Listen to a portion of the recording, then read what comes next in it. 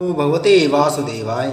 नमस्कार दोस्तों, स्वागत है आप सभी का हमारे YouTube चैनल पर। दोस्तों, आज मैं आपको फाल्गुन कृष्ण एकादशी आमल की एकादशी व्रत की कथा और महत्व सुना रहा हूँ। मानदाता बोले, हे वशिष्ठ जी, यदि आप मुझ पर प्रसन्न हैं तो कृपा करके किसी ऐसे व्रत की कथा कहिए जिससे मेरा कल्याण हो। महर्षि वशिष्ठ बोले कि हे राजन, सब व्रतों में उत्तम और अंत में मोक्ष देने वाले आमल की एकादशी के व्रत का मैं वर्णन करता हूँ। यह एकादशी फाल्गुन मास के शुक्ल पक्ष में होती है। इस व्रत के करने से समस्त पाप नष्ट हो जाते हैं। इस व्रत का पुण्य 1000 गोदान के बराबर होता है। अब मैं आपसे एक पौराणिक कथा कहता हूँ, ध्यानपूर्वक सुनिए। एक वैदिक नामक नगर में ब्राह्मण, क्षत्रिय, वैश्य और शूद्र चारों वर्ण आनंद सहित रहते थे। वहां पर सदैव वे ध्वनि गूंजा करती थी। पापी, दुराचारी तथा नास्तिक कोई नहीं था। उस नगर में चैत्ररथ नाम का चंद्रवंशी राजा राज्य करता था, जो अत्यंत विद्वान तथा धार्मिक था। सभी नगरवासी विष्णु भक्त थे और आबाल वृद्ध स्त्री पुरुष एकादशी का व्रत किया करते थे। एक समय फाल्गुन मास के शुक्ल पक्ष की आमल की एकादशी आई। उस दिन राजा, प्रजा तथा बाल वृद्ध सबने हर्ष पूर्वक व्रत किया। राजा अपनी प्रजा के साथ मंदिर में जाकर पूर्ण कुंभ स्थापित करके धूप, दीप, नैवेद्य, पंचरत्न आदि से धात्री आमले का पूजन करके इस प्रकार स्तुति करने लगा, हे धात्री, आप ब्रह्मा जी द्वारा उत्पन्न हुए हो और समस्त पापों का नाश करने वाले हो, अतः आपको नमस्कार है। अब आप मेरा अर्थ स्वीकार करें। आप रामचंद्र जी द्वारा सम्मानित हो। मैं आपकी इस प्रार्थना करता हूँ, अतः आप मेरे समस्त पापों को नष्ट करें। उस मंदिर में सबने रात्रि को जागरण किया। रात के समय वहाँ एक बहेलिया आया जो अत्यंत पापी और दुराचारी था।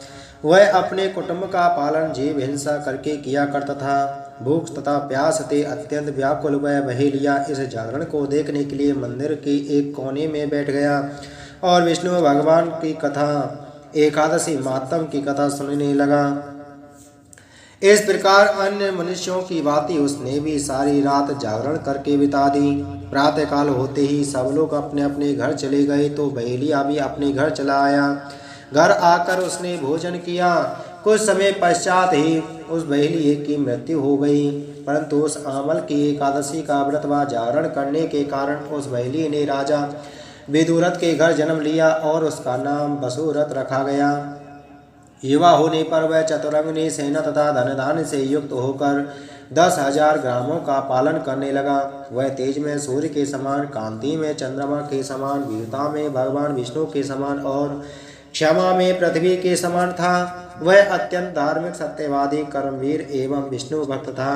प्रजा का समान भाव से पालन, यज्ञ करना तथा दान देना उसका नित्य का कर्तव्य था। एक दिन राजा शिकार खेलने के लिए वन में गया। देव योग से वह मार्ग भूल गया और रात्रि हो जाने पर उसी वन में एक वृक्ष के नीचे सो गया। थोड़ी देर बाद पहाड़ी मलेच्छ वहां आए और राजा को अकेला देखकर मारो मारो ऐसा शब्द करते हुए उसकी ओर दौड़े। वे मलेच्छ कहने लगे कि इसी दुष्ट राजा ने हमारे माता पिता, पुत्र पौत्र आदि अनेक संबंधियों को मारा है तथा देश से निकाल दिया है। अतएव इसको अवश्य मारना चाहिए। ऐसा कहकर वे मलेच्छ अस्त्रों का प्रहार करने लगे। उनके अस्त्र शस्त्र राजा के शरीर पर गिरते ही नष्ट हो जाते और उनका बार पुष्पों के समान प्रतीत होता। अब उन मलेच्छों के अस्त्र शस्त्र उल्टा उन्हीं पर प्रहार करने लगे, जिससे वे मूर्छित हो गई। उसी समय राजा के शरीर से एक दिव्य स्त्री उत्पन्न हुई। वह स्त्री अत्यंत सुंदर वस्त्रों तथा आभूषणों से अलंकृत थी, मगर उसकी भ्रुकुटी टेढ़ी थी। आंखों से लाल लाल अग्नि निकल रही थी। वह स्त्री मलेच्छों को मारने दौड़ी और थोड़ी ही देर में उसने सब मलेच्छों को काल के गाल में पहुंचा दिया। जब राजा सोकर उठा तो इन मलेच्छों को मरा हुआ देखकर सोचने लगा कि इन शत्रुओं को किसने मारा है। वह ऐसा विचार कर ही रहा था कि तभी आकाशवाणी हुई, हे राजा, इस संसार में विष्णु भगवान के अतिरिक्त कौन तेरी सहायता कर सकता है। इस आकाशवाणी को सुनकर राजा अपने नगर को चला आया और सुखपूर्वक राज्य करने लगा। महर्षि वशिष्ठ जी बोले कि हे राजन, यह आमल की एकादशी के व्रत का प्रभाव था। जो मनुष्य इस आमल की एकादशी का व्रत करते हैं वे सभी कार्यों में सफल होकर अंत में विष्णु लोक को प्राप्त होते हैं। बोलो एकादशी महात्म की जय। बोलो विष्णु भगवान की जय।